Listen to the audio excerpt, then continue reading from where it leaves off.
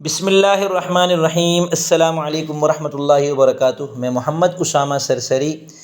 اسم متمکن کی 14 اقسام ہم پڑھ رہے ہیں۔ ان میں سے پہلی 3 قسمیں یقیناً آپ نے سمجھ لی ہوں گی: مفرد منصرف صحیح، مفرد منصرف جاری مجرى صحیح، جمع مکسر منصرف صحیح۔ اب چوتھی قسم ہم پڑھتے ہیں جمع مؤنث سالم۔ یہ بہت آسان ہے، اور یہ اس لیے آسان ہے کہ اس کی ایک ہی نشانی ہے کہ وہ جمع جس کے آخر میں الف تا آ رہی ہو اور وہ مؤنث ہو تو وہ جمع مؤنث سالم ہے، کیونکہ الف تا کے ساتھ جب کوئی جمع آ جاتی ہے تو وہ جمع مؤنث سالم ہو جاتی ہے۔ تو اس کی دیکھیں، وہ اسم متمکن ہے جس کے آخر میں الف اور تا زائدہ ہوں، جیسے مسلماتن۔ الف اور تا زائدہ کی قید لگائیے، یاد رکھیے گا کہ وہ الف اور تا زائد ہو، لفظ کا اپنا نہ ہو۔ اب وقتن کی جمع اوقاتن ہے، تو یہ جمع سالم مؤنث سالم نہیں ہے، یہ جمع مکسر منصرف صحیح ہے، کیونکہ یہ تا جو ہے اس کی اپنی وقتن کے اندر تا موجود ہے اور لفظ ٹوٹ رہا ہے، لہذا یہ سالم نہیں ہے، مکسر ہے۔ تو مسلمتن جو ہے، مسلمتن کی جمع مسلماتن۔ اس قسم کا اعراب حالت رفع میں، اس قسم کا مطلب، اس قسم کا اعراب ایک تو ہوتا ہے نا، اس قسم کے لوگ ایسے کرتے ہیں، یہ وہ جملہ نہیں ہے۔ اس قسم یعنی اس چوتھی قسم کا جو اعراب ہے، حالت رفعی میں ضمہ لفظی کے ساتھ آئے گا جیسے پہلی 3 قسموں کا تھا، اور حالت نصبی میں اور حالت جری میں، دونوں میں کسر لفظی کے ساتھ آئے گا۔ پہلی 3 قسموں میں حالت جری کسر لفظی کے ساتھ تھی، تو اس قسم میں بھی حالت جری کسر لفظی کے ساتھ ہے، لیکن حالت نصبی میں یہ قسم پچھلی تینوں قسموں سے الگ ہو جاتی ہے۔ تو یہاں ہم گویا اعراب کے اعتبار سے یہ دوسری حالت آ گئی۔ پہلی حالت میں تو پہلی 3 قسمیں آ گئیں، اور دوسری حالت میں یہ دوسرا اعراب آ گیا ہمارے سامنے کہ مرفوع ہوگا تو پیش آئے گا، مجرور ہوگا تو زیر آئے گا، لیکن منصوب ہونے کی صورت میں بھی لفظ کے نیچے زیر آ رہی ہوگی، جیسے جاءت مسلماتن، مسلمان عورتیں آئیں۔ مسلماتن جاءت کا فاعل ہے، فاعل مرفوع ہوتا ہے، حالت رفعی میں ہوتا ہے، حالت رفعی پیش کے ساتھ آ رہی ہے۔ مسلماتن کے آخر میں جو تا ہے اس کے اوپر پیش ہے، اور وہ ضمہ لفظی ہے، یعنی وہ پیش لفظوں میں نظر آ رہا ہے۔ رأیت مسلماتن، رأیت فعل ہے، واحد متکلم کی ضمیر اس کا فاعل ہے، اس کا ترجمہ ہے میں نے دیکھا۔ کس کو دیکھا؟ جن کو دیکھا وہ مفعول بھی ہے، تو مسلمان عورتوں کو دیکھا، لہذا مسلمات مفعول بھی ہے۔ مفعول بھی جو ہوتا ہے وہ منصوب ہوتا ہے۔ یہ دیکھیں، مفاعل مرفوع ہوتا ہے، مفعول بھی منصوب ہوتا ہے۔ یہ ابھی سمجھنے کی حد تک بتا رہا ہوں، اس کو تفصیل سے ہم آگے چل کے پڑھیں گے، لیکن ابھی اتنا ذہن میں رکھ لیں کہ فاعل اور مفعول بھی جو ہوتا ہے وہ منصوب اور مرفوع ہوتے ہیں۔ فاعل فعل کا ہوتا ہے، ایک فعل ہوتا ہے، ایک اس کا فاعل ہوتا ہے، ایک اس کا مفعول ہوتا ہے۔ میں نے کام کیا، تو میں نے کام کرنے والا میں ہوں تو میں فاعل ہو گیا، جو کام میں نے کیا وہ مفعول بھی ہو گیا۔ زید نے عمر کو مارا، تو مارا فعل ہے، زید فاعل ہے، عمر مفعول بھی ہے۔ زید نے کتاب کو پڑھا، تو زید فاعل ہے، پڑھا فعل ہے، اور کتاب مفعول بھی ہے۔ بس یہ ابھی ذہن میں رکھ لیں، اتنا کافی ہے۔ فاعل مرفوع ہوتا ہے، مفعول بھی منصوب ہوتا ہے۔ تو رأیت مسلماتن میں نے دیکھا، اب میں نے جس کو دیکھا وہ مفعول بھی ہوگا، میں نے مسلمان عورتوں کو دیکھا، تو مسلماتن مفعول بھی ہے، منصوب ہے۔ اس کی حالت نصبی زبر کے ساتھ نہیں آتی بلکہ زیر کے ساتھ آتی ہے۔ رأیت زیدن میں زبر تھا، رأیت دلون میں زبر تھا، رأیت رجالن میں بھی زبر تھا، لیکن رأیت مسلماتن نہیں ہے، رأیت مسلماتن ہے۔ اسی وجہ سے قرآن کریم میں آپ نے دیکھا ہوگا ان المسلمین والمسلماتی آ رہا ہے۔ یہ انا جو ہے نا، انا، اس کے بھی یہ اصول یاد رکھیے، آگے چل کے پڑھ بھی لیں گے۔ اس کے بعد جو لفظ آتا ہے وہ بھی منصوب ہوتا ہے، حالت نصبی میں آ جاتا ہے۔ تو ان المسلمین، المسلمین تو خیر جمع مذکر سالم ہے، جو آگے چل کے ان 14 میں سے آگے والی قسم آئے گی، کوئی کون سی قسم ہے یہ بھی بتا دیتا ہوں میں آپ کو۔ یہ قسم نمبر 9 ہے۔ تو ان المسلمین والمسلماتی، یہ جو المسلماتی ہے یہ یہی والی قسم ہے، منصوب ہے، اس کی حالت نصبی زیر کے ساتھ آ رہی ہے۔ اور مررت بمسلماتن، میں کچھ مسلمان عورتوں کے پاس سے نظر نیچی کر کے گزر گیا، نظر نیچی کر کے میں اپنی طرف سے ملا رہا ہوں۔ تو مسلماتن یہاں مجرور ہے با حرف جر کی وجہ سے، اور اس کا جر زیر کے ساتھ آ رہا ہے۔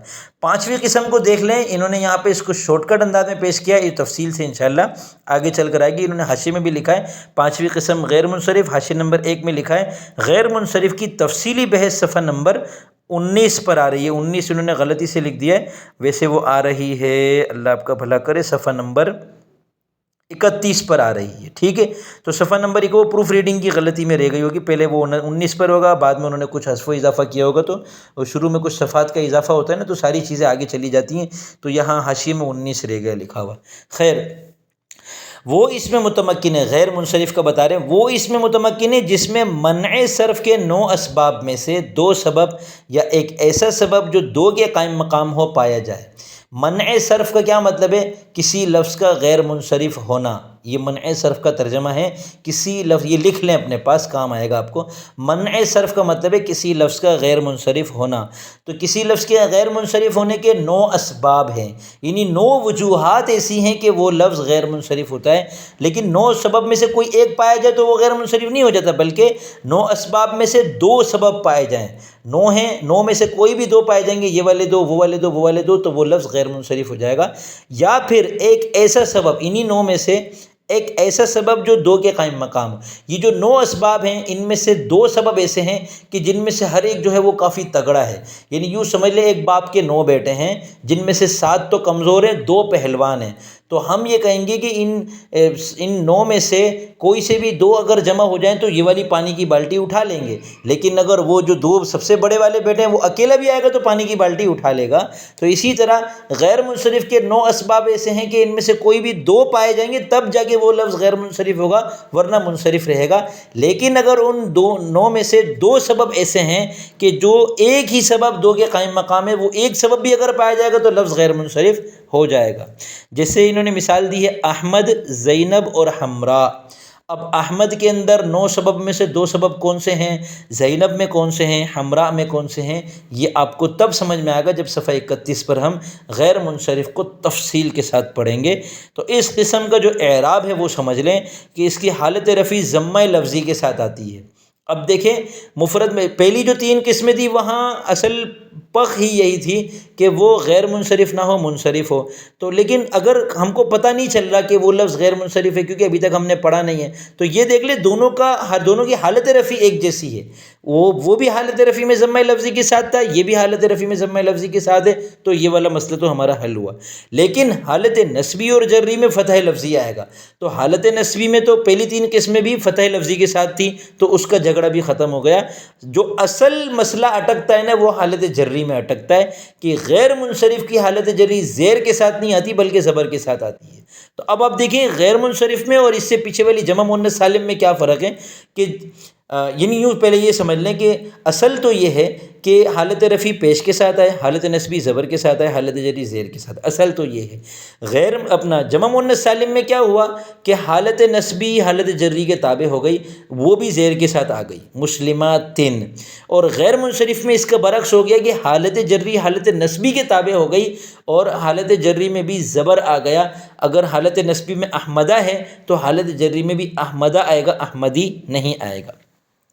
اب آپ دیکھ رہے ہوں گے کہ وہاں مثال دی تھی زیدن، دلون، رجال، مسلمات، غیر منصرف کی مثال میں تنوین ہٹ گئی ہے، یہاں کہہ رہے احمد، زینب، حمراء۔ تو ایک چھوٹا سا میں آپ کو مسئلہ بتا دیتا ہوں جو کہ ابھی تفصیل سے تو پڑھنا ہے آگے چل کر۔ غیر منصرف پر تنوین نہیں آتی، جیسے غیر منصرف پر کبھی زیر نہیں آتی، زبر ہی آتی ہے حالت جری میں، ایسے ہی غیر منصرف کے 2 پیش کو 1 پیش کر دیتے ہیں، 2 زبر کو 1 زبر کر دیتے ہیں۔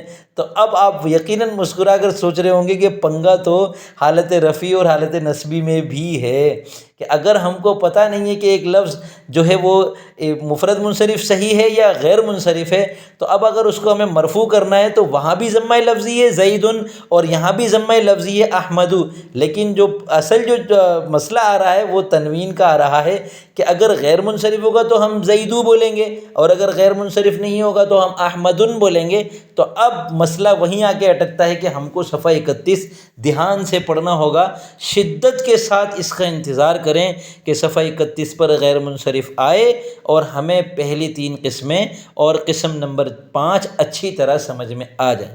تب تک کے لیے جو ہے وہ آپ اسی پر گزارا کر لیں کہ غیر منصرف منصرف کو نظر انداز کر کے پہلی 3 قسموں کا اعراب دیکھیں اور جمع مؤنث سالم کا اعراب دیکھیں، اور روزانہ اب آپ کو میں کہوں کہ روزانہ سبق پڑھنے کے بعد قرآن کریم سے مشق ضرور کریں، ضرور مشق کریں، مشق کیے بغیر چارہ نہیں ہے۔ تو اب آپ تدریب النحو کھولیں، تدریب النحو کے اندر ہم دیکھتے ہیں کہ یہ جو ہم نے اب تک 4 قسمیں پڑھ لی ہیں تو ان 4 قسموں کے اعتبار سے اگر کچھ مثالیں انہوں نے وہاں دی ہیں تو وہ ہم دیکھ لیتے ہیں۔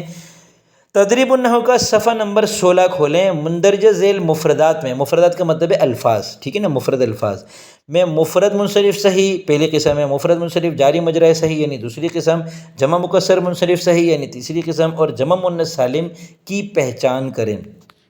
اب یہ لفظ ہے ہودن، ہودن حضرت ہود علیہ السلام کا نام ہے۔ اچھا ایک بات بتاؤ، جب تنوین لگی ہوئی ہو نا تو سمجھ جائیں کہ غیر منصرف تو یہ ہے ہی نہیں، تنوین لگی ہوئی ہونے کا مطلب ہے کہ یہ منصرف ہے۔ ہودن ایک بندے کا نام ہے تو یہ جمع بھی نہیں ہے، لہذا یہ تیسری قسم بھی نہیں بنے گی، چوتھی قسم بھی نہیں بنے گی۔ تیسری قسم کا تعلق بھی جمع کے ساتھ ہے، چوتھی قسم کا تعلق بھی جمع کے ساتھ ہے، مذکر مؤنث کا فرق ہے۔ جمع مذکر جو جمع مکسر اور جمع مؤنث سالم، مذکر مؤنث کا فرق نہیں ہے، مکسر اور سالم کا فرق ہے کہ تیسری قسم کا تعلق جمع مکسر کے ساتھ ہے اور چوتھی قسم کا تعلق جمع سالم کی قسم جمع مؤنث کے ساتھ ہے۔ جمع سالم میں مذکر بھی آتا ہے، مؤنث بھی آتا ہے، ٹھیک ہے نا۔ تو ہودن جو ہے جمع نہیں ہے، لہذا یہ مفرد ہے۔ اب یہ مفرد منصرف صحیح ہے یا مفرد منصرف قائم مقام صحیح ہے؟ آپ سیدھا آخری حرف کو دیکھیں جو دال ہے، نہ وہ واو ہے نہ یا ہے، لہذا آنکھ بند کر کے کہہ دیں کہ ہودن مفرد منصرف صحیح ہے۔ فرسن مفرد منصرف صحیح ہے، ایک گھوڑے کو کہتے ہیں۔